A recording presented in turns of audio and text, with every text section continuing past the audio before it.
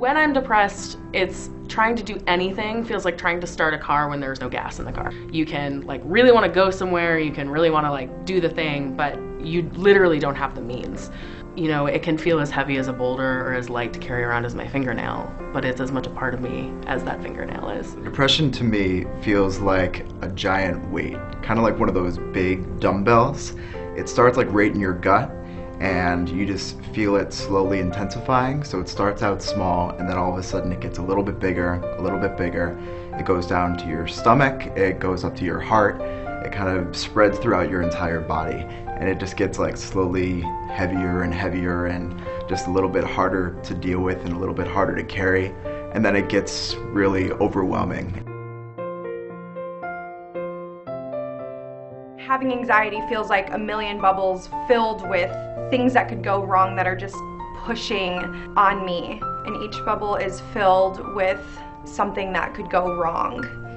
And all of the things that could go wrong are irrational to a normal person, but to someone with anxiety, the thing that could go wrong feels like the worst thing in the world. It kind of feels like rolling in a ball down a hill. You do start to feel like a little bit like a roly-poly, and you just kind of collapse in on yourself. And like one little kind of thing that you get fixated on, and then it just kind of starts to kind of spin and spin and spin around you until you kind of feel like you can't control all the things that are worrying you anymore.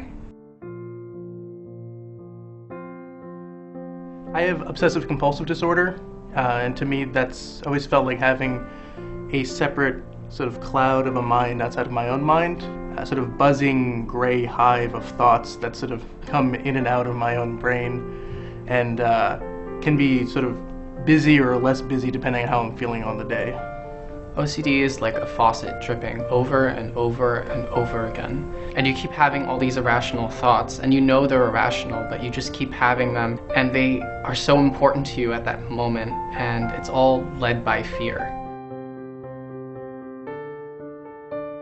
ADD feels kind of like being this like high-functioning robot, but if you like went into the mind of the robot and actually learned what the robot is thinking, it's just like a bunch of Katy Perry songs and like old childhood memories. It has this huge importance to you. This is the thing that actually impacts many, many, many people, but people don't actually do anything about it because we are trained to think that it's not a problem or it's something that we can control, when sometimes it actually isn't. There's a lot of beauty that can come out of it. There are strengths to it for sure, and I think a lot of creative people especially have figured out ways to connect ideas and use it in a creative sort of way.